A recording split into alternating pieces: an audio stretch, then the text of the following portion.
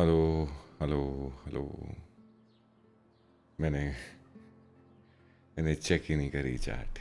खैर, welcome to the art of reading.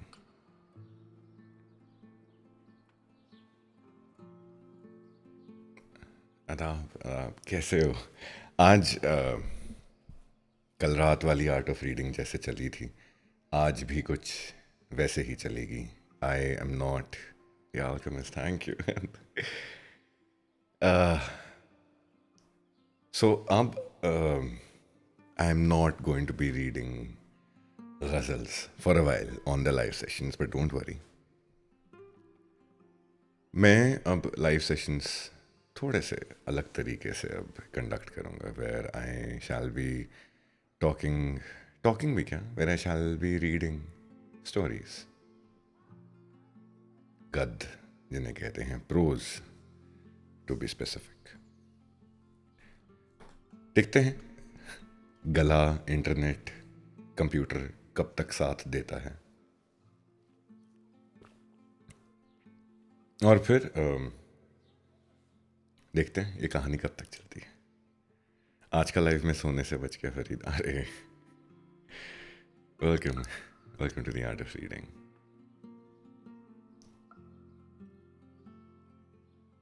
आपकी आवाज़, थैंक यू।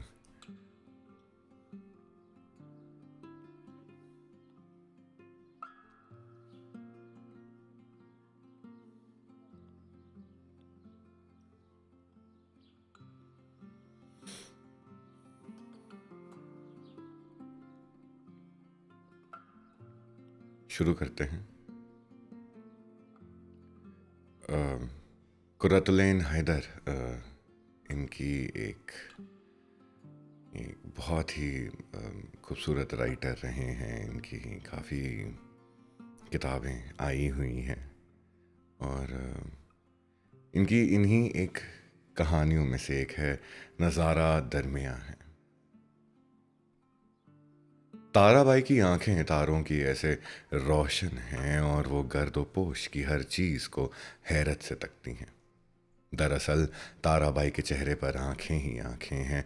वो कहत की सूखी मारी लड़की है, जिसे जिसे बेगम अलमास खुर्शीद आलम के हाँ कम करते हुए सिर्फ चंद माह हुए हैं, और वो अपनी मालकिन के शानदार फ्लैट के साजो सामान को आंखें फाड़ फाड़ देखती रहती है कि ऐसा ऐशो इशरत उसे पहले कभी ख्वाब में भी नजर ना आया था। वो गोरखपुर के एक गांव की बाल विधवा है, जिसके ससुर और माँ बाप के मरने के बाद उसके मामा ने, जो मुंबई में दूध वाला भैया है, उसे यहाँ बुला भेजा था। अलमास बेगम के ब्याह को अभी 3-4 महीने ही गुजरे हैं। उनके मैंगलोरियन आया, जो उनके साथ मैके से आई थी, मुल्क चली गई तो उनकी बेहद मुंतज़िम खाला बेगम उस्मानी ने, जो एक नामवर सोशल वर्कर हैं, एम्प्लॉयमेंट एक्सचेंज फ़ोन किया, और ताराबाई पट बीजने की तरह आंखें झपकाते कंबाला हील के स्काई स्क्रेपर गुल नस्तरन की 10वीं मंजिल पर आन पहुंची। अलमास बेगम ने उनको हर तरह काबिल इत्मीनान पाया, मगर जब दूसरे मुलाजिमों ने उन्हें ताराबाई कहकर पुकारा तो वो बहुत बिगड़ी। हम कोई पतुरिया है? उन्हें उन्हें एहतिजाज किया, मगर अब उनको तारादई के बजाय ताराबाई कहलाने की आदत हो गई है, और वो चुपचाप काम में मसरूफ़ रहती हैं, और बेगम साहिब और उनके साहिब को आंखें झपका झपका कर देखा करती हैं। अलमास बेगम का अगर बस चले तो वो अपने तरहेदार शौहर को एक लम्हे के लिए अपनी नज़रों से ओझल ना होने दें, और वो जवान जहान आया को मुलाजिम रखने की हरगिज़ कायल नहीं। मगर ताराबाई जैसी बेजान और सुक्खड़ खादिमा को देखकर उन्होंने अपनी तजुर्बेकार खाला के इंतखाब पर एतराज़ नहीं किया। ताराबाई सुबह को बेडरूम में चाय लाती है, बड़ी अकीदत से साहिब के जूतों पर पॉलिश और कपड़ों पर इस्त्री करती है, उनके शेव का पानी लगाती है, झाड़ू पोछा करते वक्त वो बड़ी हैरत से उन खूबसूरत चीज़ों पर हाथ फेरती है जो साहिब अपने साथ पेरिस से लाए हैं।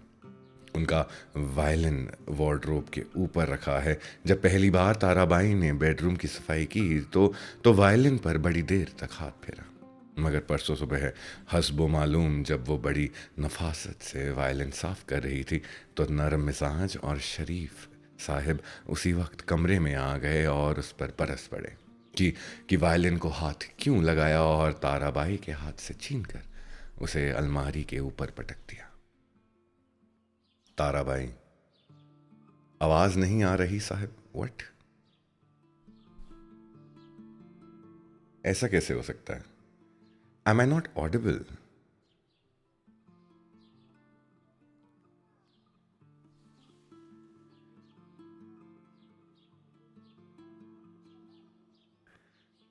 एक बारी माइक चेक देना जरा, आवाज तो आ रही थी। ऑल गुड भाई। यार अपने नहीं यार, अपना वो चेक करो यार। Check your earphones headphones. कहाँ थे हम? ताराबाई सुबह को ऑल राइट, वायलिन साफ हो गई थी।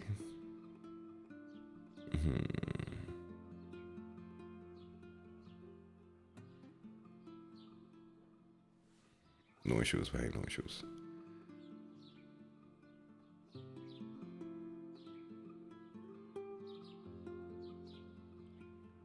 हाँ, सो यहाँ से चलते हैं कि जब पहली बार ताराबाई ने बेडरूम की सफाई की तो वायलिन पर बड़ी देर तक हाथ फेरा। मगर परसों सुबह हस्बे मालूम जब वो बड़ी नफासत से वायलिन साफ कर रही थी तो नरम मिजाज और शरीफ साहिब उसी वक्त कमरे में आ गए और उस पर बरस पड़े कि वायलिन को हाथ क्यों लगाया, और ताराबाई के हाथ से छीन कर उसे अलमारी के ऊपर पटक दिया। ताराबाई सहम गई और उसकी आंखों में आंसू आ गए और साहिब ज़रा शर्मिंदा से होकर बाहर बरामदे में चले गए जहाँ जहाँ बेगम साहिबा चाय पी रही थी। वैसे बेगम साहिबा की सुबह हेयर ड्रेसर और ब्यूटी सैलून में गुजरती है। मैनिक्योर पेडिक्योर, ताज नेशनल, एक से एक बढ़िया साड़ियाँ, दर्जनों रंग बिरंगे सेंट्स और इत्र के डब्बे और गहने उनकी अलमारियों में पड़े हैं। मगर मगर ताराबाई सोचती हैं, भगवान ने मेम साहब को दौलत भी, इज्जत भी और ऐसा सुंदर पति दिया, बस शक्ल देने में कमजोरी कर दी। सुना है कि साहिब अपनी खूबसूरती की वजह से मेम साहिबों की सोसाइटी में बेहद मकबूल थे। मगर ब्याह के बाद से बेगम साहिबा ने उन पर बहुत सी पाबंदियां लगा दी हैं। दफ्तर जाते हैं तो दिन में कई बार फ़ोन करती हैं। शाम को किसी काम से बाहर जाएं तो बेगम साहिबा को पता रहता है कि कहाँ गए हैं और उन जगहों पर फ़ोन करती हैं। शाम को सैर और तफरीह और मिलने मिलाने के लिए दोनों बाहर जाते हैं, तब भी बेगम साहिब बड़ी कड़ी निगरानी रखती हैं। मजाल है जो किसी दूसरी लड़की पर नज़र डालें। साहिब ने ये सारे कायदे कानून हंसी खुशी कबूल कर लिए हैं, क्योंकि बेगम साहिबा बहुत अमीर हैं और साहिब की नौकरी भी उनके दौलतमंद ससुर ने लगवाई है। वरना ब्याह से पहले साहिब बहुत गरीब थे। स्कॉलरशिप पर इंजीनियरिंग पढ़ने फ्रांस गए थे। वापस आए तो रोज़गार नहीं मिला, परेशान हाल घूम रहे थे जब ही बेगम साहिबा के घर वालों ने उन्हें फांस लिया। बड़े लोगों की दुनिया के अजीब किस्से ताराबाई फ्लैट के मिस्त्री, बावर्ची और दूसरे नौकरों से सुनती और उसकी आंखें अचंभे से खुली रहती हैं। खुर्शीद आलम बड़े अच्छे और वायलिन नवाज आदमी थे, मगर जब से ब्याह हुआ है तो बीवी की मोहब्बत में ऐसे खोए कि वायलिन को हाथ नहीं लगाया, क्योंकि अलमास बेगम को इस साज से दिली नफरत थी। खुर्शीद आलम बीवी के बेहद एहसानमंद हैं, क्योंकि इस शादी से उनकी ज़िंदगी बदल गई, और एहसानमंदी ऐसी शय है कि इंसान संगीत को कुर्बानी भी दे सकता है। खुर्शीद आलम शहर की एक खस्ता इमारत में पड़े थे और बसों में मारे मारे फिरते थे। अब लखपति की हैसियत से कंबाला हिल में फरकोश हैं। मर्द के लिए उसका इक्तिसादी तहफ़्फ़ुज़ गालिबन सबसे बड़ी चीज़ है। खुर्शीद आलम अब वायलिन कभी नहीं बजाएंगे। मैं सिर्फ 1.5 साल पहले का जिक्र है कि अलमास अपने मलिक कुत्ते जार बाप की आलिशान कोठी में मालाबार हिल पर रहती थी। वो सोशल वर्क कर रही थी और उम्र ज़्यादा हो जाने के कारण शादी की उम्मीद से दस्तबरदार हो चुकी थी जब एक दावत में उनकी मुलाकात खुर्शीद आलम से हुई।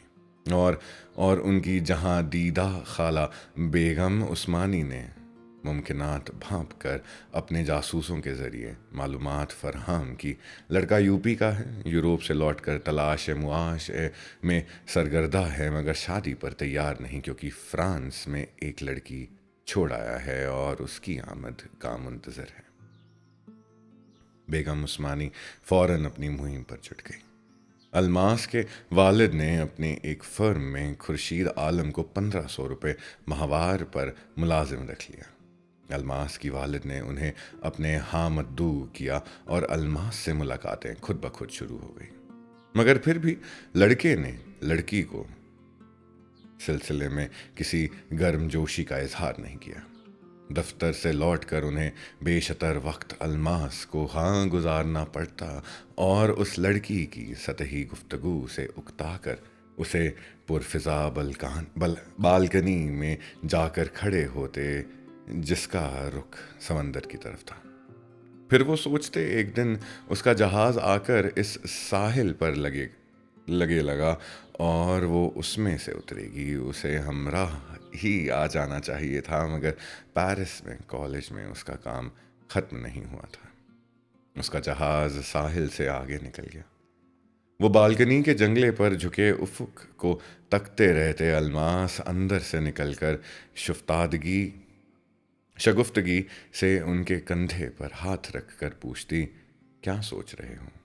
वो ज़रा झेप कर देते हैं। रात के खाने पर अलमास के वालिद के साथ मुल्की सियासत से वाबस्ता हुई फिनांस पर तबादला ख़यालात करने के बाद वो थके हारे अपनी क़ियाम पर पहुँचते और वायलिन निकाल कर धुनें बजाने लगते जो उसकी संगत में पेरिस में बजाया करते थे। वो दोनों हर तीसरे दिन एक दूसरे को ख़त लिखते थे और पिछले ख़त में उन्होंने इसे इत्तला दी थी कि उन्हें बम्बई ही में बड़ी उम्दा मुलाजमत मिल गई है। मुलाजमत के साथ जो खौफनाक शाखसाने भी थे उसका जिक्र उन्होंने ख़त में नहीं किया था। 1 बरस गुजर गया, मगर उन्होंने अलमास से शादी का कोई इरादा जाहिर नहीं किया। आखिर उस्मानी बेगम ने तय किया कि खुद ही उनसे साफ साफ बात कर लेनी चाहिए, ऐन मुनासिब होगा। मगर तब ही प्रतापगढ़ से तार आया कि खुर्शीद आलम के वालिद सख्त बीमार हैं और वो छुट्टी लेकर वतन वापस रवाना हो गए। उनको प्रतापगढ़ गए चंद रोज़ ही गुजरे थे कि अलमास, जो उनकी तरफ से नाउम्मीद हो चुकी थी, एक शाम अपनी सहेलियों के साथ एक जर्मन पियानिस्ट का कॉन्सर्ट सुनने ताजमहल में गई। क्रिस्टल रूम में हस्बे मामूल बूढ़े पारसियों और पासिनों का मजमा था और एक हसीन आँखों वाली पारसी लड़की कॉन्सर्ट का प्रोग्राम बांटी फिर रही थी। एक शनासा खातून ने अलमास का तारुफ उस लड़की से कराया। अलमास ने हस्बे आदत बड़ी नाकिदाना और तीखी नज़रों से उस अजनबी लड़की का जायज़ा लिया। लड़की बेहद हसीन थी। आपका नाम क्या बताया मिसेस रुस्तम जी ने? अलमास ने ज़रा मुश्ताखना अंदाज में सवाल किया। फिरोज़ा दस्तूर, लड़की ने सादगी से जवाब दिया। मैंने आपको पहले किसी कॉन्सर्ट वगैरह में नहीं देखा। मैं 7 बरस बाद पिछले हफ्ते ही पेरिस से आई हूँ।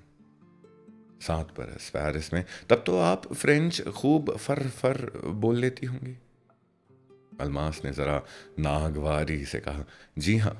फिरोजा हंसने लगी।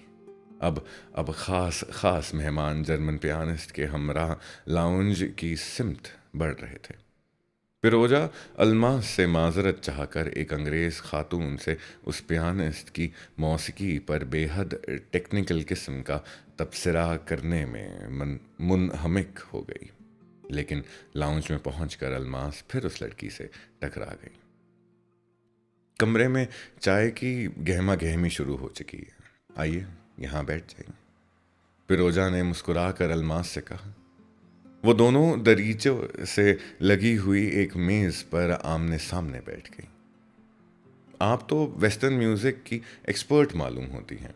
अलमास ने ज़रा रुखाई से बात शुरू की, क्योंकि वो खूबसूरत और कम उम्र लड़कियों को हरगिज़ बर्दाश्त ना कर सकती थी।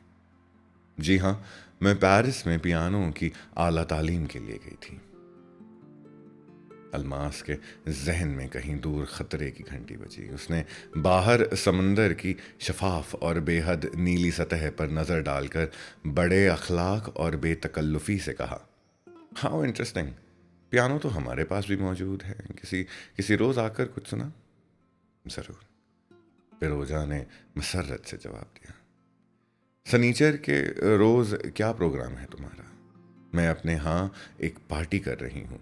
सहेलियाँ तुमसे मिलकर बहुत खुश होंगी। I would love to come, thank you. तुम रहती कहाँ हो फिरोजा? फिरोजा ने तारदेव की एक गली का पता बताया। अलमास ने ज़रा इत्मीनान की सांस ली। तारदेव मखलूफ उल हाल पारसियों का मोहल्ला है। मैं अपने चचा के साथ रहती हूँ। मेरे वालिद का इंतकाल हो चुका है। मेरे कोई भाई बहन भी नहीं। मुझे चचा ही ने पाला है। वो लावल्द हैं। चचा एक बैंक में क्लर्क हैं, फिरोजा सादगी से कहती। फिर इधर उधर की चंद बातों के बाद समंदर की पुरसुकून सतह देखते हुए उसने अचानक कहा, कैसी अजीब बात है। पिछले हफ्ते जब मेरा जहाज़ उस साहिल की तरफ बढ़ रहा था तो मैं सोच रही थी कि इतने अरसे के बाद अजनबियों की तरह बम्बई वापस पहुंच रही हूँ। ये बड़ा कठोर शहर है, तुमको मालूम ही होगा। अलमास, मुखलिस दोस्त यहाँ बहुत मुश्किल से मिलते हैं, मगर मेरी खुशी देखो, आज तुमसे मुलाकात हो गई। अलमास ने दर्दमंदी के साथ सर हिला दिया। लाउंज में बातों की धीमी धीमी भनभनाहट जाती थी। चंद लम्हों के बाद उसने पूछा, तुम पेरिस कैसे गई? मुझे स्कॉलरशिप मिल गया था। वहाँ पियानो की डिग्री के बाद चंद साल तक म्यूज़िक कॉलेज में रिसर्च करती रही। मैं वहाँ बहुत खुश थी, मगर यहाँ मेरे चचा बिल्कुल अकेले थे। वो दोनों बहुत बूढ़े हो चुके हैं। चची बेचारी तो ज़ाइफुल उम्री की वजह बिल्कुल बहरी भी हो गई हैं। उनकी खातिर वतन वापस आई। और इसके अलावा, हेलो अलमास, तुम यहाँ बैठी हो? चलो चलो जल्दी, मिसेस मलगांव तुम्हें बुला रही हैं, एक खातून ने मेज़ के पास आकर कहा। फिरोजा की बात अधूरी रह गई। अलमास ने उनसे बात कहते हुए माजरत चाही कि वो सनीचर को सुबह 11 बजे कार भेज देगी। वो मेज से उठकर मेहमानों के मजमे में खो गई। सनीचर के रोज फिरोजा अलमास के घर पहुंची, जहां मुर्गियों की पार्टी अपने उरूज पर थी। बीटल्स के रिकॉर्ड बज रहे थे। चंद लड़कियां जिन्होंने चंद रोज पहले एक फैशन शो में हिस्सा लिया था, जोर जोर से इस पर तबसीरा कर रही थी। ये सब लड़कियां जिनकी मातृभाषाएं उर्दू, हिंदी, गुजराती और मराठी थी, अंग्रेजी और सिर्फ अंग्रेजी में बोल रही थी, और उन्होंने बेहद चुस्त पतलूनें पहन रखी थी। फिरोजा को एक लम्हे के लिए महसूस हुआ कि वो अभी हिंदुस्तान वापस नहीं आई। बरसों यूरोप में रहकर उसे मालूम हो चुका था कि जनता की जिंदा तस्वीरों के बजाय उन मगरबियत ज़दा हिंदुस्तानी ख़वातीन को देखकर अहले यूरोप को सख्त अफसोस और मायूसी होती है। चुनांचे फिरोजा पेरिस और रोम में अपनी ठेठ हिंदुस्तानी वज़ाक़ता पर बड़ी नाज़ां रहती थी। बम्बई की इन नकली अमेरिकन लड़कियों से उकता कर वो बालकनी में जा खड़ी हुई, जिसके सामने समंदर था और पहलू में बुर्ज खामोशां का जंगल नज़र आ रहा था। वो चौंक उठी। घने जंगल के ऊपर खुली फिजाओं में चंद गिद्ध और कव्वे मंडला रहे थे और चारों तरफ बड़ा डरावना सन्नाटा तारी था। वो घबरा कर वापस नीचे उतरी और जिंदगी से गूंजते हुए कमरे में अब आकर सोफे पर टिक गई।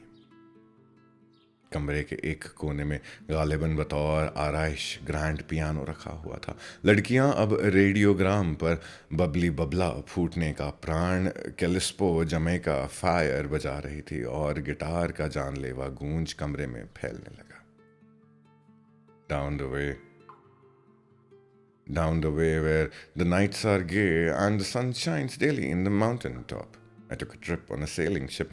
When I reached Jamaica, I made a stop. But I am sad today. I am on the way and won't be back for many days. I had to leave a little girl in Kingston town. Almas चुपचाप जाकर balcony में खड़ी हो गई। Record ख़त्म हुआ तो उसने पिरोजा से कहा, हम लोग सख्त बदमजाक हैं। एक माहिर पियानिस्ट यहाँ बैठी है और रिकॉर्ड बजा रही है। चलो भाई उठो। पिरोजा मुस्कुराते हुए पियानो के स्टूल पर बैठ गई। क्या सुनाऊं, मैं तो सिर्फ क्लासिकी म्यूज़िक ही बजाती हूँ। हाय, पॉप नहीं? लड़कियों ने गुल मचाया। अच्छा, कोई इंडियन फिल्म सॉन्ग ही बजाओ। फिल्म सॉन्ग भी मुझे नहीं आते, मगर एक गज़ल याद है जो मुझे वो झेप कर ठनक गई। गज़ल? ओह, आई लव पोएट्री। एक मुसलमान लड़की जिसके वालिदैन अहले ज़बान थे बड़े सरपरस्ताना अंदाज में कहा। फिरोज़ा ने पर्दों पर उंगलियां फेरी और एक अनजानी मसरूर फुरेरी सी आई। फिर उसने आहिस्ता आहिस्ता एक दिलकश धुन बजाना शुरू किया। गाओ भी साथ साथ, लड़कियां चिल्लाई। भाई मैं गा नहीं सकती, मेरा उर्दू तलफ़्फ़ुज़ बहुत ख़तरनाक है। अच्छा, इसके अल्फाज बता दो, हम गा लेंगे। वो कुछ इस तरह से हैं। फिरोज़ा ने कहा, तू सामने है अपने, बता कि तू कहाँ है। किस तरह तुझको देखूं, नज़ारा दरमियाँ है। चंद लड़कियों ने साथ गाना शुरू किया। नज़ारा दरमियाँ है, नज़ारा दरमियाँ है। गज़ल ख़त्म हुए, तालियां बजी। अब कोई वेस्टर्न चीज़ बजाओ, एक लड़की ने फरमाइश की। शोपां की मैडनेस फैंसी बजाऊं। ये नगमा मैं और मेरा मंगेतर हमेशा इकट्ठे बजाते थे। पेरिस में वो वायलिन पर मेरे संगत करते थे। तुम्हारे मंगेतर भी म्यूजिशियन हैं? एक लड़की ने पूछा। प्रोफेशनल नहीं, शौकिया, फिरोज़ा ने जवाब दिया और नगमा बजाने में मत हो गई। अगले हफ्तों में अलमास ने फिरोजा से बड़ी गहरी दोस्ती गांठ ली। इस दौरान में फिरोजा को एक कॉन्वेंट कॉलेज में पियानो सिखाने की नौकरी मिल गई, जो तातिलात के बाद खुलने वाला था। हफ्ते में 3 बार एक अमेरिकन की 10 साला लड़की को पियानो सिखाने की ट्यूशन भी उसे मिल गया था। अमेरिकन की बीवी का हाल ही में इंतकाल हुआ था और वो अपना गम भूलने के लिए अपने बच्चों के हमराह बगरज सयाहत हिंदुस्तान आया हुआ था और जुहू में सन और सैंड में मुकीम था। तारदेव से जुहू का सफ़र ख़ासा तवील था, मगर अमेरिकन फिरोज़ा को अच्छी तनख्वाह देने वाला था और बड़ी शफ़क़त से पेश आता था। फिरोज़ा अपनी ज़िंदगी से फ़िलहाल बहुत खुश थी। चंद रोज़ बाद वो अपने वतन से आने वाला था।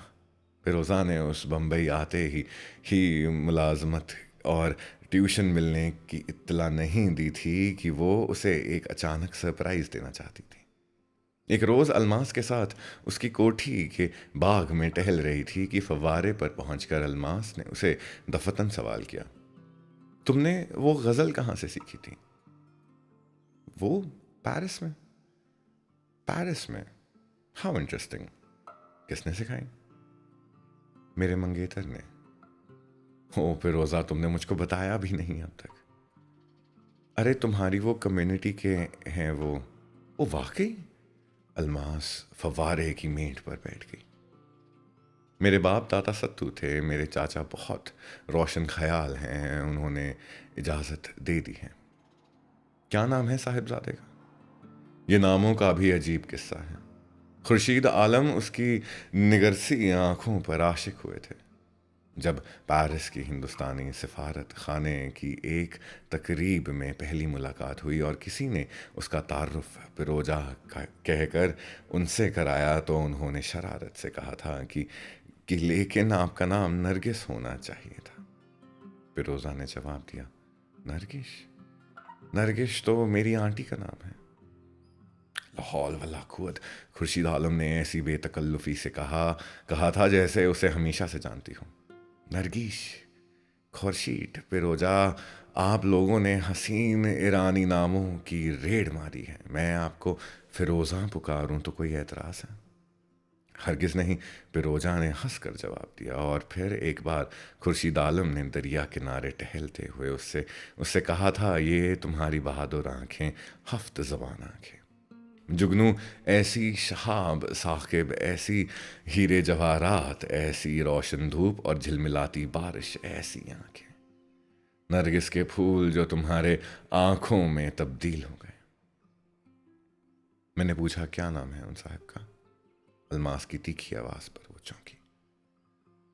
खौरशेट आलम, फिरोजा ने जवाब दिया। चंद लम्हों के सुकूत के बाद उसने घबरा कर नजरें उठाई। स्याह साड़ी में मलबूस कमर पर हाथ रखे स्याह ऊंट की तरह उसके सामने खड़ी अलमास उससे कह रही थी, कैसा अजीब इत्तेफाक है फिरोजा डियर, मेरे मंगेतर का नाम ही खुर्शीद आलम है।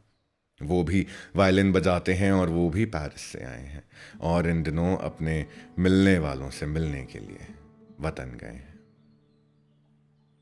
अगस्त के आसमान पर जोर से बिजली चमकी, मगर किसी ने नहीं देखा कि वो कड़कती हुई बिजली आन पर फिरोजा पर गिर गई।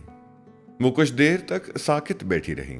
फिर उसने इस आलिशान इमारत पर नजर डाली और अपने पुराने और छोटे से फ्लैट का तसव्वुर किया। बिजली फिर चमकी और मालाबार हिल के इस मंजर को रोशन कर गई। चश्मजदन में सारी बात फिरोजा की समझ में आ गई, और ये भी कि अपने नजरों में खुर्शीद आलम ने अलमास का जिक्र क्यों नहीं किया था, और कुछ अरसे शादी के तस्कीरा को वो किस वजह से अपने ख़त में टाल रहे थे। वो आहिस्ता से उठी और अपने उसने आहिस्ता से कहा, अच्छा भाई अलमस, मंगनी मुबारक, खुदा हाफिज। जा रही हो फिरोजा? ठहरो, मेरी कार तुमको पहुंचा आएगी। ड्राइव, अलमास ने सुकून के साथ आवाज दी। नहीं अलमास, शुक्रिया। वो तकरीबन भागती हुई फाटक से निकली। सड़क से दूसरी तरफ उसी वक्त बस आन कर रुकी। वो तेजी से सड़क पार करके बस में सवार हो गई। फोरे के पास खड़ी अलमास फाटक की तरफ देखती रही। बारिश की जबरदस्त बौछार ने पाम के दरख्तों को झुका दिया। इस वाक़े के तीसरे रोज़ खुर्शीद आलम का ख़त अलमास के वालिद के नाम आया, जिसमें उन्होंने अपने अब्बा मियाँ की शदीद अलालत की वजह से रुखसत की मियाद बढ़ाने की दरख्वास्त की थी। उन्होंने अलमास के वालिद को ये नहीं लिखा कि इस खबर से कि उनका इकलौता लड़का किसी मुसलमान रईसजादी के बजाय किसी पार्सन से शादी कर रहा है। उनके कट्टर मजहबी अब्बा जान सदमे के 22 जां बलब हो चुके हैं। खुर्शीद आलम के ख़त से जाहिर था कि वो बेहद परेशान हैं। जवाब में अलमास ने खुद उन्हें लिखा, आप जितने दिन चाहें वहाँ रहें। डैडी आपको गैर नहीं समझते, हम सब आपकी परेशानी में शरीक हैं। आप अब्बा मियाँ को इलाज के लिए यहाँ क्यों नहीं ले आते? बरसबील तस्कीरा कल में स्विमिंग के लिए सन एंड सैंड गई थी। वहाँ एक बड़ी दिलचस्प पार्सन मिस फिरोजा से मुलाकात हुई, जो पियानो बजाती हैं और पेरिस से आई हैं और शायद किसी अमेरिकन की गर्लफ्रेंड हैं और शायद उसी के साथ सन एंड सैंड में ठहरी हुई हैं। मैंने आपको इसलिए लिखा कि गालिबन आप भी कभी उससे मिले हैं पेरिस में। अच्छा, अब आप अब्बा मियाँ को लेकर आ जाइए ताकि यहाँ ब्रीच कैंडी हॉस्पिटल में उनके लिए कमरा रिजर्व कर लिया जाए। आपकी मुखलिस अलमास। शाम पड़े तारदेव की खस्ता हाल इमारत के सामने टैक्सी आकर रुकी और खुर्शीद आलम बाहर उतरे। जेब से नोटबुक निकाल कर उन्होंने एड्रेस पर नजर डाली और इमारत के लबे सड़क बरामदे की धसी हुई सीढ़ी पर कदम रखा। सामने एक दरवाजे की चौखट पर चूने से जो चौक सुबह बनाया गया था वो अब तक मौजूद था। अंदर नीम तारीख कमरे के सिरे पर खिड़की में एक बूढ़ा पारसी मैली सफ़ेद पतलून पहने सर पर गोल टोपी ओढ़े कमरे में ज़ेर लब दुआएं पढ़ रहा था। एक तरफ मैली सी कुर्सी पड़ी थी। वस्ती मेज पर रंगीन मोमजामा बिछा था। दीवार पर जरतुशत की बड़ी तस्वीर आवेजां थी। कमरे में नारियल और मछली की तेज बास उमड़ रही थी। एक बूढ़ी पार्सन सुर्ख जॉर्जेट की साड़ी पहने, सर पर रुमाल बांधे, मंडिया हिलाती अंदर से निकली। मिस पिरोजा दस्तूर हैं? पिरोजा? पार्सन ने धुंधली आंखों से खुर्शीद आलम को देखते हुए सवाल किया। क्या मिस दस्तूर सन एंड सैंड में मुंतकिल हो गई हैं?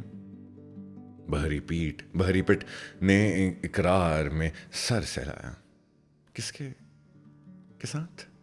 खुर्शीद आलम ने हकला कर पूछा। बूढ़ी औरत अंदर गई और एक विजिटिंग कार्ड लाकर खुर्शीद की हथेली पर रख दिया। कार्ड पर किसी अमेरिकन का नंबर दर्ज था। तुम मिस्टर खौर्शेद आलम हो? पिरोजा ने कहा था कि तुम आने वाले हो। अगर उसे ढूंढते हुए यहाँ आओ तो मैं तुम्हें फौरन उसको जो हो फोन कर दूं और तुमको ये बताऊं वो कहाँ गई है।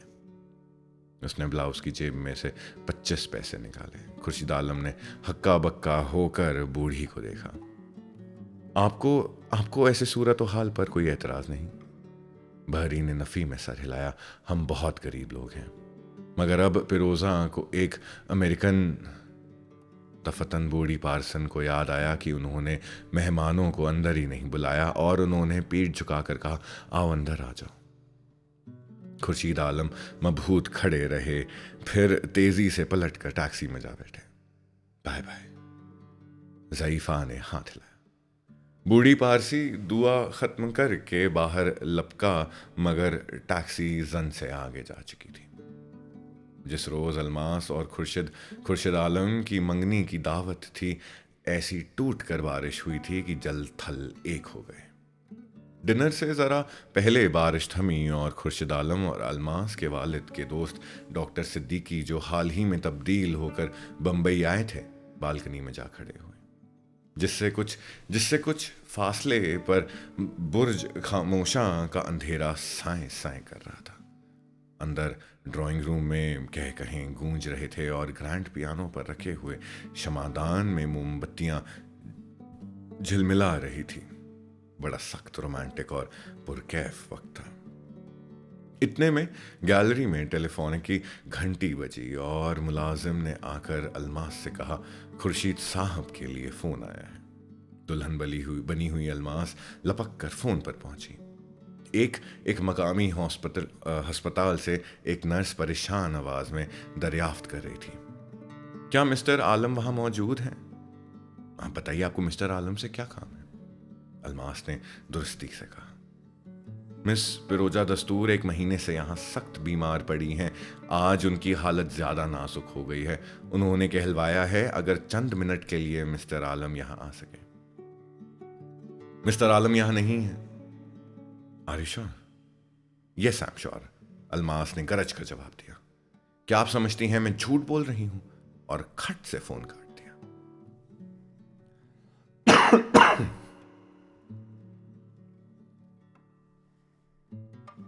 2 घंटे बाद फिर फोन आया। डॉक्टर सिद्दीकी, आपकी कॉल। गैलरी में किसी ने आवाज दी, आपको फौरन अस्पताल बुलाया है। डॉक्टर सिद्दीकी जल्दी से टेलीफोन पर गए। फिर उन्होंने अलमास को आवाज दी, भाई माफ करना, मुझे भागना पड़ रहा है। अलमास दरवाजे तक आई, कल जरूर हम लोग वीकेंड के लिए पूना जा रहे हैं। जरूर, गुड नाइट, डॉक्टर सिद्दीकी ने कहा और बाहर निकल गए। ब्रीच कैंडी के अस्पताल में सेहतियाब होकर खुर्शीद आलम के अब्बा मियाँ खुश प्रतापगढ़ वापस जा चुके थे, जब तक कंबाला हिल वाला फ्लैट तैयार नहीं हुआ जो दुल्हन को जहेज में जाना था। शादी के बाद दूल्हा मियाँ ससुराल ही में रहे। अक्सर वो सुबह को दफ्तर जाने से पहले बालकनी में जाकर खड़े होते। नीचे पहाड़ के घने बाग में गुजरती बल खाती सड़क बुर्ज खामोशां की तरफ जाती थी।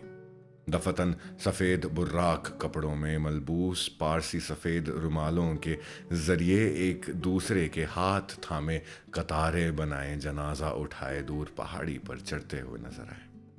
कौवे और गिद्ध दरख्तों पर मुंतजर बैठे रहते।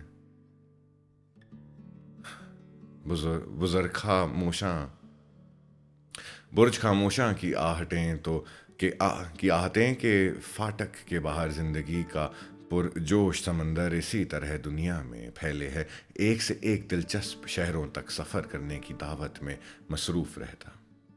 उसने एक बार ख़त में लिखा था, जहन के हज़ारों आँखें हैं, दिल की आँख सिर्फ एक, लेकिन जब मोहब्बत ख़त्म हो जाए तो सारी ज़िंदगी ख़त्म हो जाती है। समंदर की मौज पल के पल में फना हो गई, आसमान पर से गुजरने वाले बादल फिजा में गायब हो चुके। तब वो मरी होगी तो कौवों और गिद्धों ने उसका किस तरह स्वागत किया होगा। उस तूफानी रात को अस्पताल के वार्ड से निकलकर उसकी रूह जब आसमानों पर पहुंची होगी और आलम बाला के धूप अंधेरे में या किसी दूसरी रूह ने उससे पूछा होगा, तुम कौन हो? तो उसने जवाब दिया होगा, पता नहीं, मैं कल ही तो मरी हूं। अब तक उसकी रूह कहाँ से कहाँ निकल गई होगी। मेरे मरे हुए इंसान ज्यादा तेजी से सफर करते हैं। ताराबाई अपनी रोशन आंखों से साहिब के घर की हर चीज को अरमान और हैरत से देखती थी। वो साहिब को हैरत से तका करती है। अलमास बेगम अब उम्मीद से हैं, बहुत जल्द ताराबाई का काम दुगना बढ़ जाएगा। आज सुबह आई स्पेशलिस्ट डॉक्टर सिद्दीकी आए थे। जब जब ताराबाई उनके लिए चाय लेकर बरामदे में गई तो वो चौंक पड़े और खुशी से पूछा, अरे ताराबाई, तुम यहाँ काम कर रही हो? जी साहब, ताराबाई ने शर्मा कर जवाब दिया। अब साफ दिखाई देता है। जी दागदर जी, अब सब कुछ बहुत साफ सुझाई देता है। गुड। फिर वो मिस्टर और मिसेस खुर्शीद आलम से मुखातिब हुए। भाई ये लड़की 10 साल की उम्र में अंधी हो गई थी, मगर खुशकिस्मती से उसका अंधापन आरजी साबित हुआ। तुम्हें याद है अलमास, तुम्हारी एंगेजमेंट पार्टी की रात मुझे अस्पताल भागना पड़ा था। वहां एक खातून मिस पिरोजा दस्तूर का इंतकाल हो गया था। उन्होंने मरने से चंद रोज कबल अपनी आंखें आई बैंक को डोनेट करने की वसीयत की थी। लिहाजा उनके मरते ही मुझे फौरन बुला लिया गया कि उनकी आंखों के डले निकाल लूं। बेहद नरगिसी आंखें थी बेचारी की। जाने कौन थी, गरीब एक बहरी बुढ़िया पारसन पलंग के सिरहाने खड़े बुरी तरह रोए जा रही थी। बड़ा अलमनाक मंजर था। खैर, तो चंद रोज बाद इस ताराबाई का मामू उसे मेरे पास लाया था। उसे किसी डॉक्टर ने बताया था कि नया कॉर्निया लगाने से इसकी बीनाई वापस आ सकती है। मैंने वही मिस दस्तूर की आंखें जखीरे से निकालकर उनकी कॉर्निया इस लड़की की आंखों में फिट कर दिया।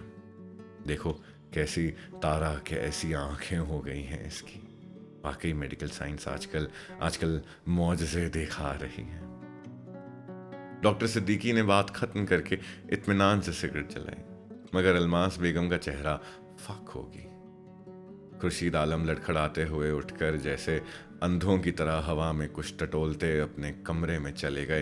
ताराबाई उनकी कैफियत देखकर भागी भागी अंदर जाती है। साहिब पलटकर बावलों की तरफ उसे देखते हैं। ताराबाई की समझ में कुछ नहीं आ रहा था। वो बौखलाई हुई बावर्ची खाने में जाकर बर्तन साफ करने में मसरूफ हो जाती है। दूर बुर्ज खामोशां पे इस तरह गिद्ध और कव्वे मंडला रहे हैं। कागा सब तन खाइयो, चुन चुन खाइयो मांस, दुई नैना मत खाइयो, पिया मिलन की आस। Fuck, what have I read?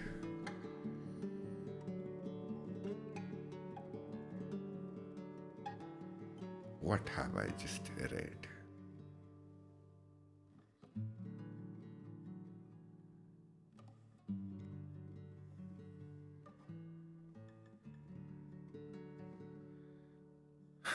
बहुत खूबसूरत, thank you. This is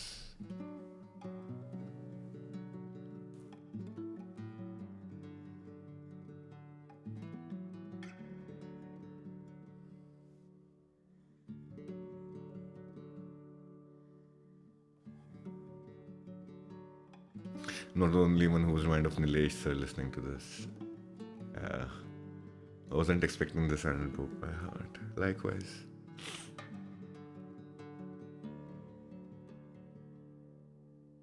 Silence was needed.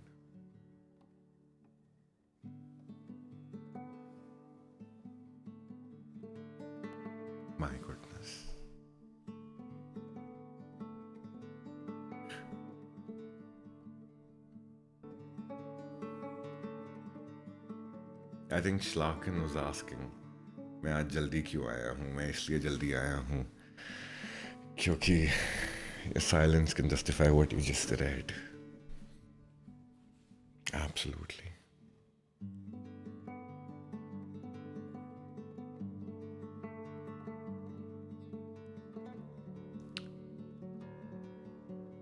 Good pieces of literature will always make you look around your room and then on the roof where you're like, ये क्या पढ़ लिया मैंने? This silence was that.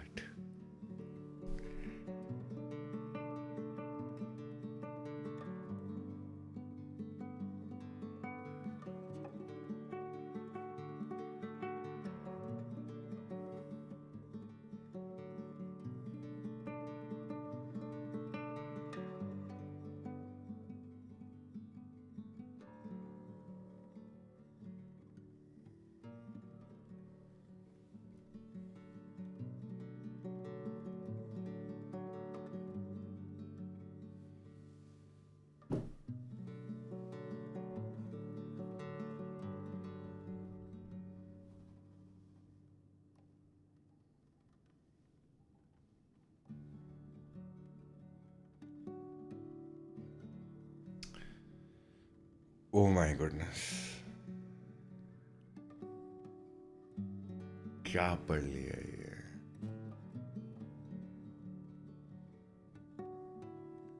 By the way, sexy jacket, bro.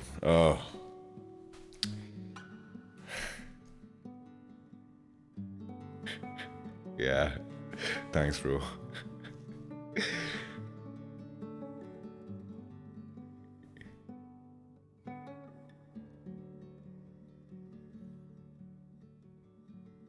एक और पढ़ी जाए क्या? एक और ढूंढते हैं.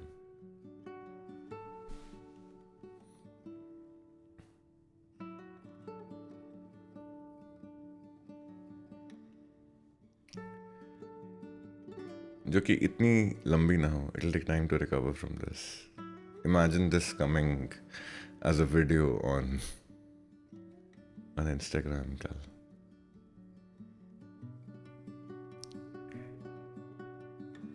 आ रहे हो तो एक ही रात में मार दो. Let me.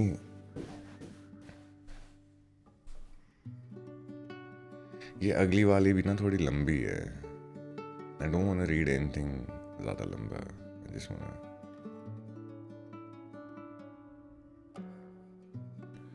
Like a short prose.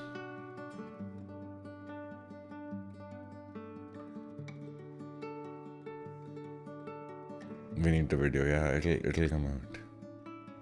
खैर अब जितने भी लोग आ गए हैं,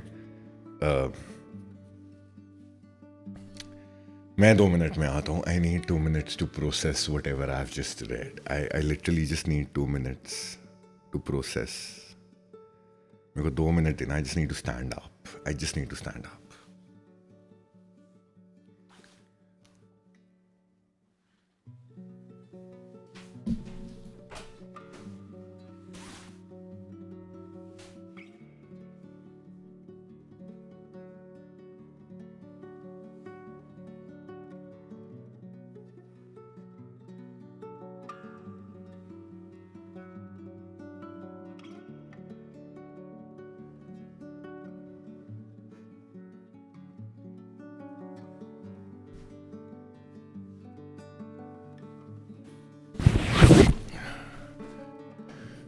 Yeah.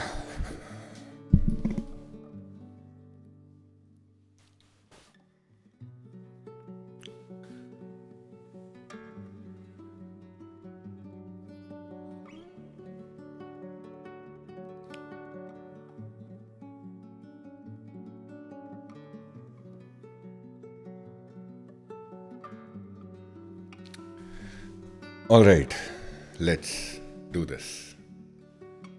Let's do this the Farheed way.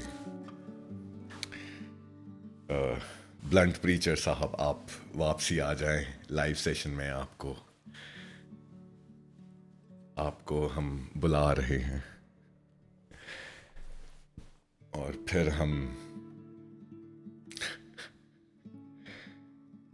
फिर हम एक और कहानी सुनाते हैं।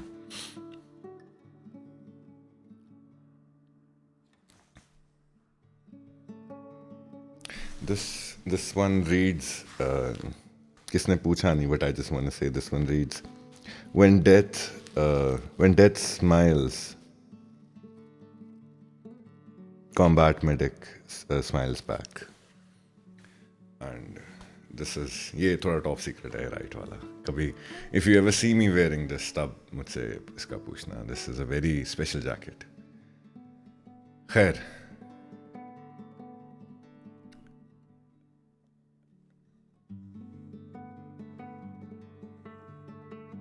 जिलानी बालो हैदराबाद में रहते हैं और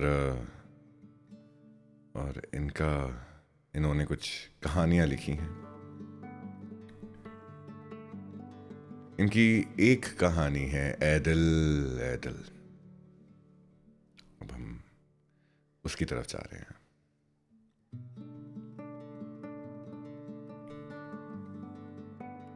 तबीब,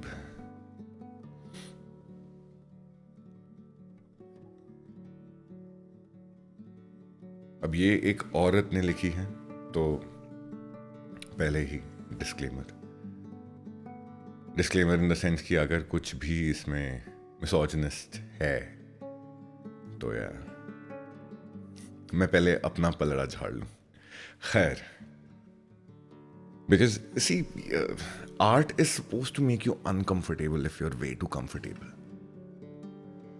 The first one just did that, and I want to know what the second one is going to do. All right, moving on. ये औरत ज़ात भी अजीब गोरख धंधा है। मिल जाए तो नज़र नहीं आती और ना मिले तो उसके सिवा कुछ सुझाई नहीं देता।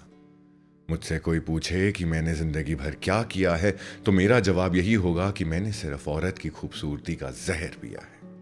ये जहर मेरी रग रग में दौड़ रहा है, ये मेरी सारी जिंदगी में कड़वाहट घोल रहा है।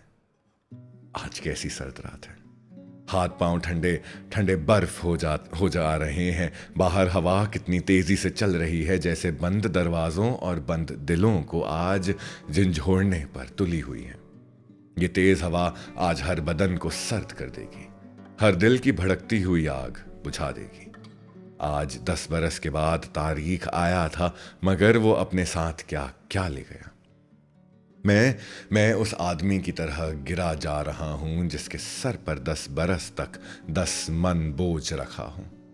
मैंने शाम से अब तक शराब की 2 बोतलें चढ़ा डाली, लेकिन पता नहीं आज शराब को भी क्या हो गया है।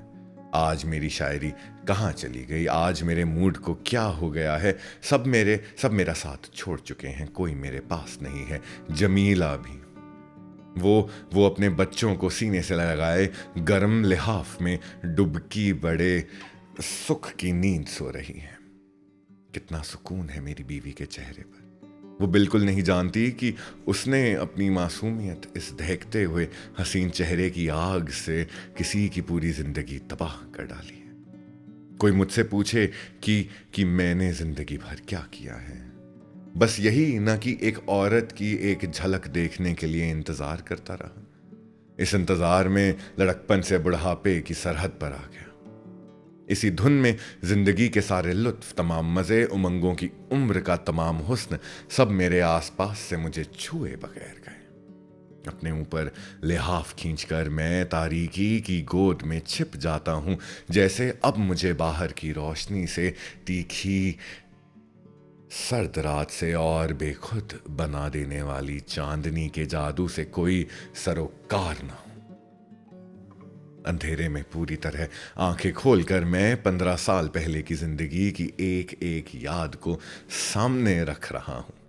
वक्त की गर्द झाड़ पोंछ कर उन्हें चमका रहा हूं। मैं इस वक्त कहाँ आ गया हूं। मेरे पास पलंग पर मेरे 3 बच्चे सो रहे हैं और वो औरत जो मेरी बीवी है, वो हमेशा दूसरे पलंग पर अपने बच्चों के साथ सोती है, क्योंकि मैं हमेशा उससे बहुत दूर रहा हूं। जब कभी 2 पैसे की टकेहाई की तरह ज़रा देर के लिए मैं उसे अपने पास बुलाता तो मेरे तसव्वुर में कोई और औरत होती, और इस वक्त मैं ये सोच सोच कर हसद की आग में जलने लगता कि वो भी किसी मर्द की बाहों में होगी। फिर मैं जमीला को पलंग पर धकेल देता था और अपनी सिसकियों को हलक में दबाकर खुद ही पलंग पर गिर जाता था। कुछ दिन बाद जमीला इस भेद को समझ गई थी। ऐसे वक्त वो मेरे बालों पर हाथ फेरने लगती, अपने गाल मेरे कंधे से लगाकर कहती, कभी मुझे भी तो बताइए वो कौन थी, कहां है। उस रात हम दोनों जागते थे, मैं उसकी याद में और जमीला मेरा साथ देने के लिए। जमीला के हाथ मेरे हाथ में होता, जमीला के कंधे पर मेरी गर्दन होती, उसके खुले हुए बाल मेरे आंसुओं से भीग जाते। कैसे अजीब औरत है ये जमीला। मुझे मुझे अक्सर ताज्जुब होता कि वो मुझे छोड़कर क्यों नहीं चली जाती। वो मुझसे क्या पाने की उम्मीद में बैठी है। जमीला की इसी अदा ने मुझे घेरे रखा था। इसी चक्कर में आकर मैं उसके 3 बच्चों का बाप बन गया। हालांकि मेरा दिल अभी तक को आ रहा था। मैं अपनी चाहत, अपनी प्यास, अपनी मोहब्बत का हीरा अभी तक अपने ही दिल में छुपाए रखा था।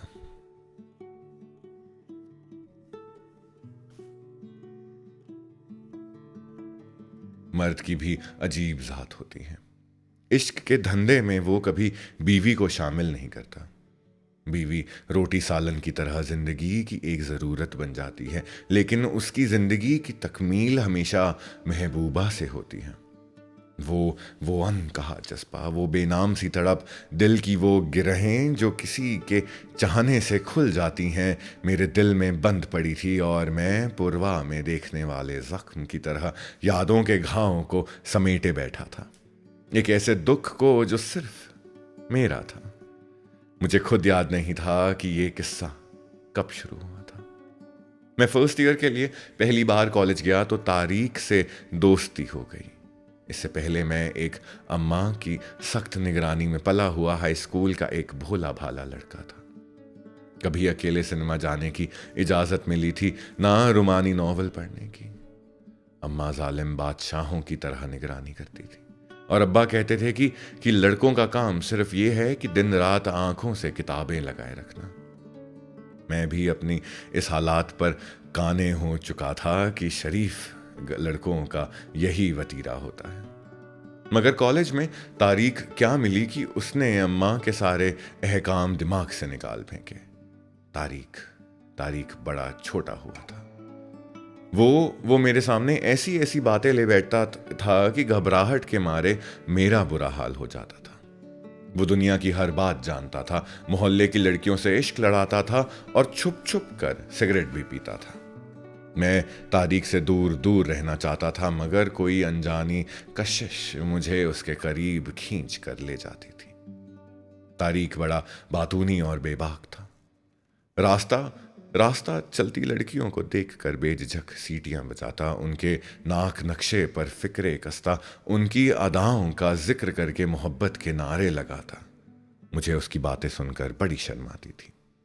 इसके बावजूद मैं गुमसुम उसके साथ साथ चलता।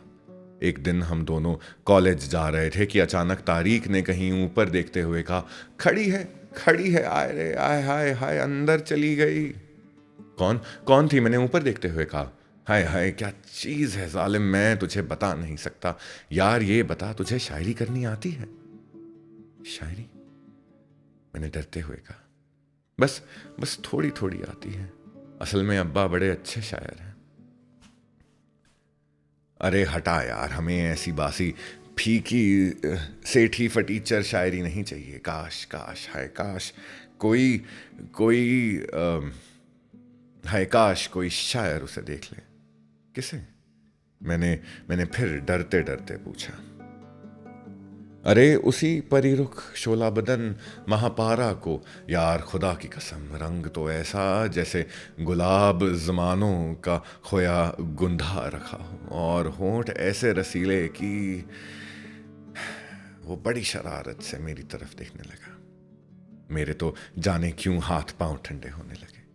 उस दिन क्लास में मुझे कुछ सुनाई नहीं दिया। घर आया तो इख्तिलाज इख्तिलाज सा हो रहा था। मैंने खाना खाया और आंखें बंद करके लेट गया। दो रस भरे नाजुक से होठ मेरे मेरे बिल्कुल करीब आ जाते थे और मैं कांप जाता। फिर घबरा कर इधर उधर दिखता कि कहीं अम्मा को तो मेरे ख्यालों की आवारगी नजर नहीं आ रही। उस दिन अम्मा के साथ मैं खाना खाने बैठा तो मैंने डरते डरते कहा, अम्मा तुम गुलाब जामुन क्यों नहीं बनाती? अच्छा, कल बना दूंगी। अम्मा को तरह तरह की मिठाइयाँ बनाने का बड़ा शौक था। अम्मा, गुलाब जामुनों में क्या खोया डलता है? मैंने जाने क्यों पूछ लिया। हाँ, खोया, मैदा, शक्कर और घी। खोया, मैदा, शक्कर और घी। मैंने अपने होंठ दांतों में दबाकर सोचा कि मैं भी शायरी करूंगा।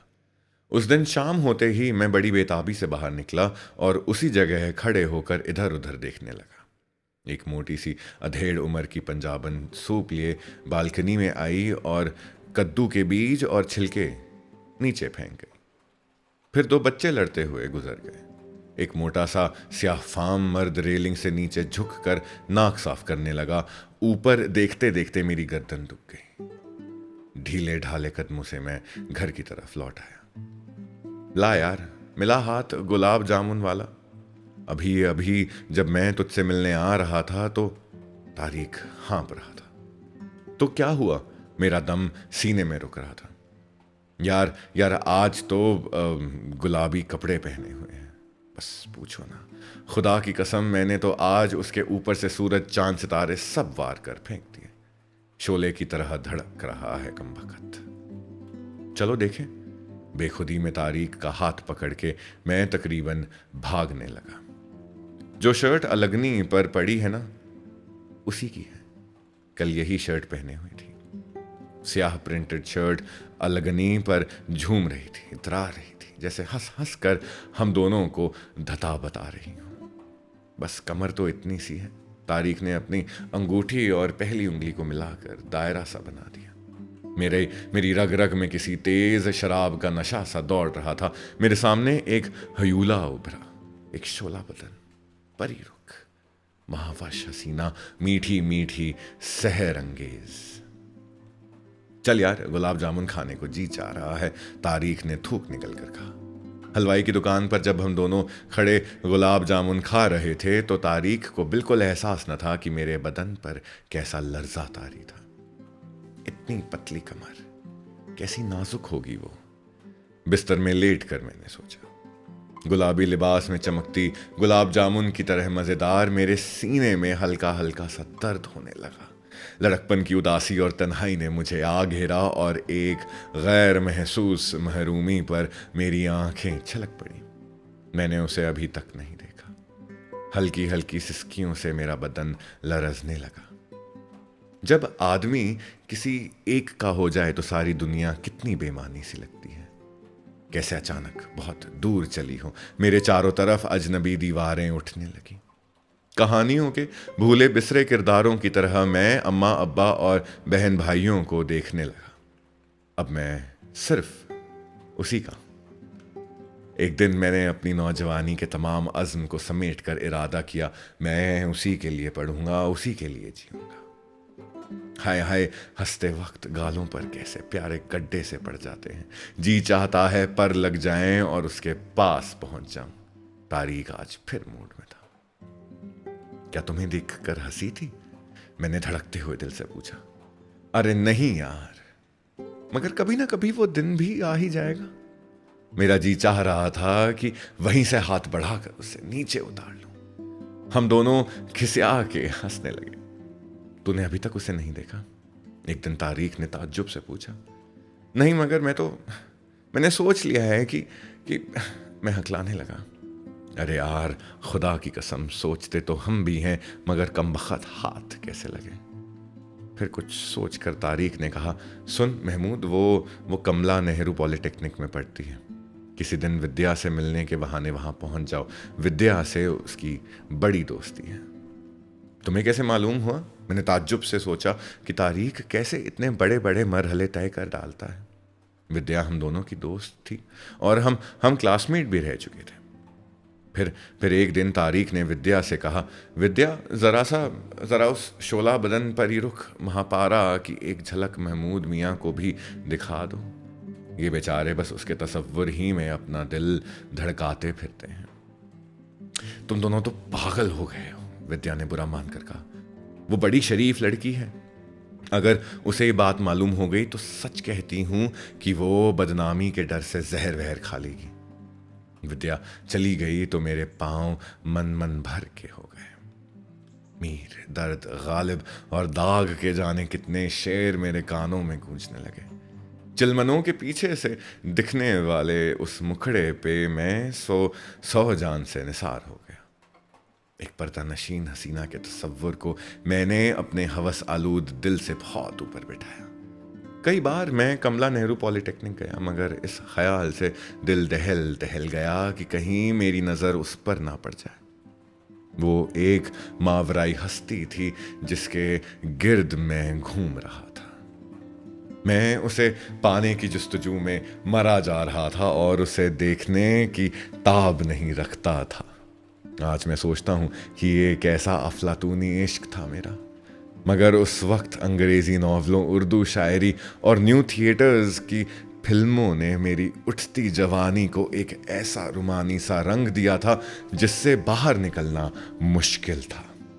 जब दिल में कोई भेद हो तो बदन कैसा भारी भारी लगता है। यादों के बादल हर वक्त छाए रहते। फिर अचानक कहीं से अंधियारे सी आ जाती और मुझे कुछ सुझाई ना देता। दूर कहीं से अपने आप को ख्वाबों के दश्त में तन्हा भटकते हुए देखता हूं। ये सब कैसे होता?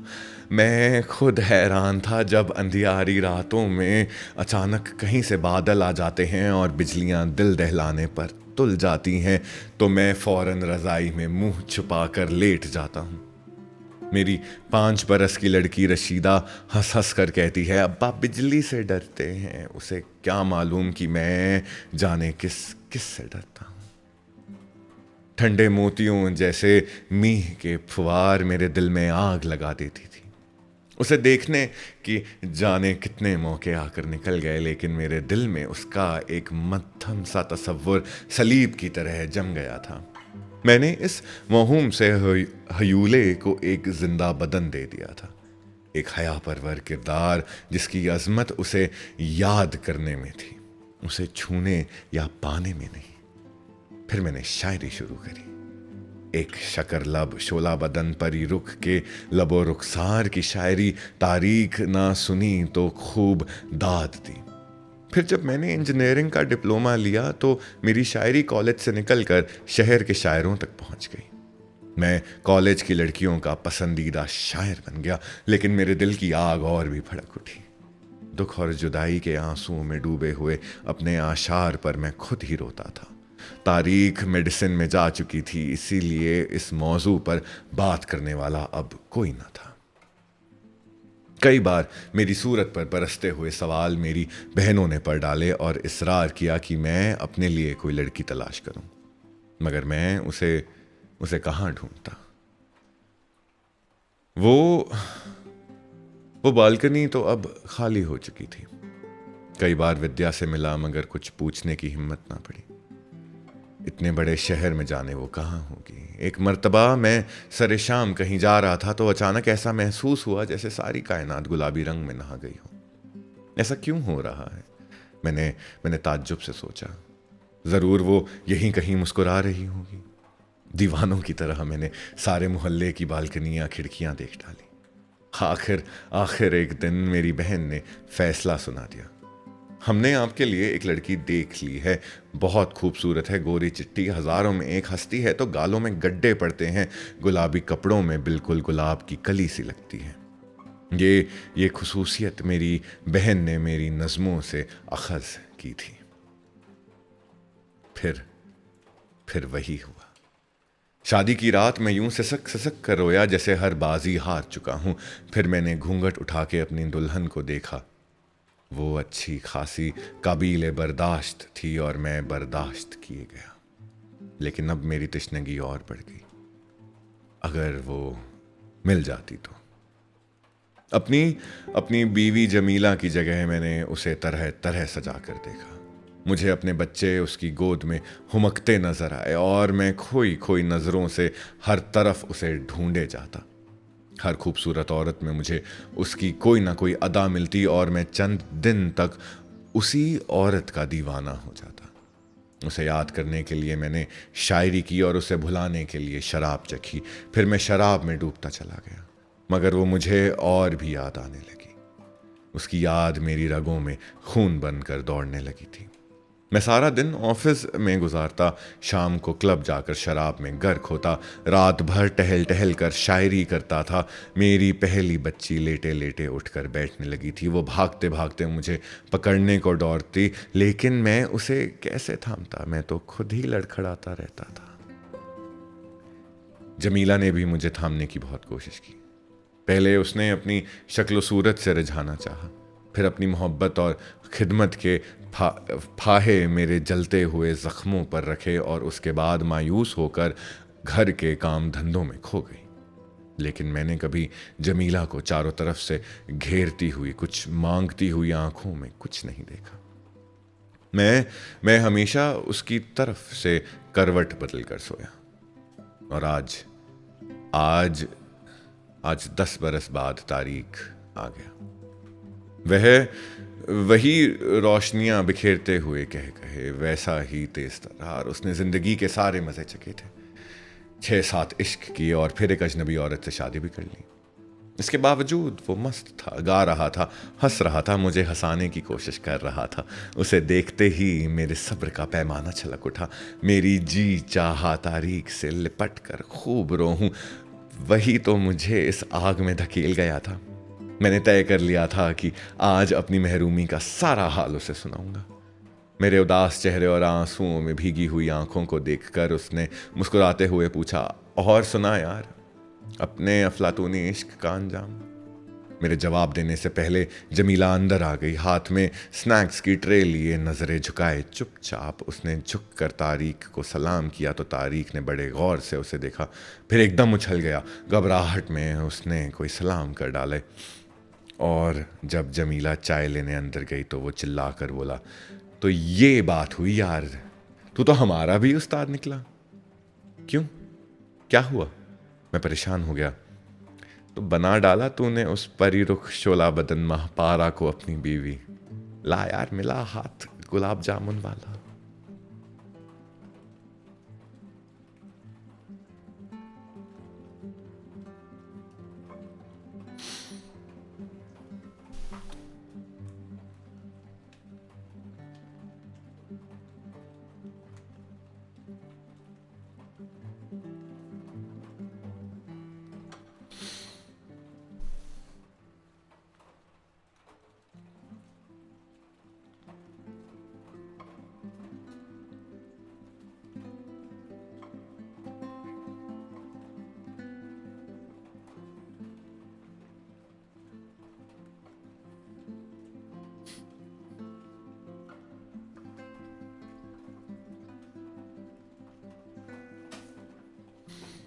And that's how women written by men in love looks like.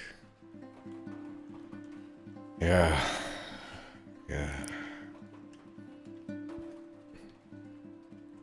आज का सेशन ज़्यादा हैवी हो रहा है, बार बार सुट्टे जलाने पड़ रहे हैं. Two opposite stories for today. Yeah, well, welcome to the art of reading. What else do you expect from Fareed? नहीं ज़्यादा कुछ नहीं है. This is the last one for the night. ये भाई नहीं यार, this is super heavy stuff.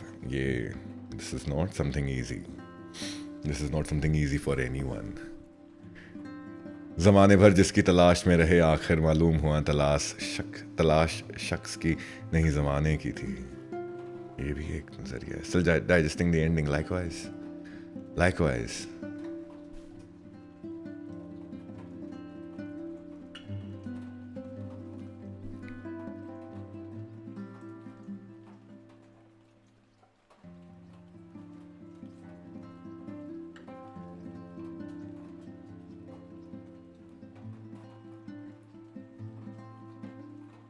I have no idea.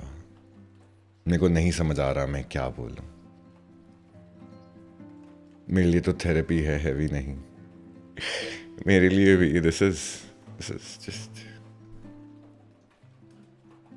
खैर। एक गजल है उरूज कादरी की। मैं बताऊं इश्क क्या है, एक पैहम इस्तराब, धीमी धीमी आंच कहिए या मुसलसल इल्तिहाब। रात वो आए थे चेहरे से नकाब उल्टे हुए, मैं तो हैरान था निकल आया किधर से आफताब। दिल पे उनको रुए रोशन का पड़ा है जब से अक्स, दिल नहीं है बल्कि सीने में है रोशन महताब। उनके दीवानों का इस्तकबाल है दौर का, उनके दीवानों का इस्तकबाल है दार ओ रसन, खिंच गया जो दार पर उनके लिए वो कामयाब। क्या मेरी हम्दो सना और क्या मेरा शुक्र व सिपास, उनके एहसान बेशुमार और उनकी नेमत बेहिसाब। रात का पिछला पहर था और आंसू की झड़ी मेरा दिल था शायद उनकी बारगाह में बारियाब। इश्क की दुनिया में ऐसे हादसों से क्या मफर आया, कासिद का जनाजा मेरे नामे का जवाब। ये महल मेरी तमन्नाओं का अहमद उरूज, जैसे बच्चों का घरौंदा जैसे दीवाने का ख्वाब। मैं बताऊं इश्क क्या है, एक पहम इस्तराब, धीमी धीमी आंच कहिए या मुसलसल इल्तिहाब।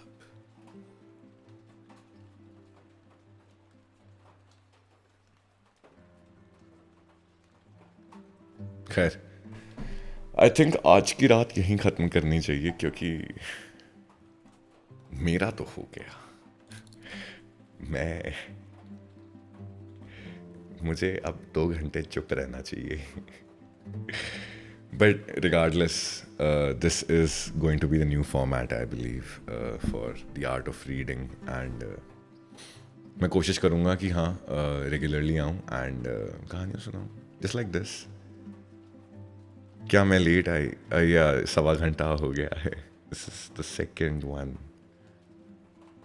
Dopamine shot done. अरे थैंक यू।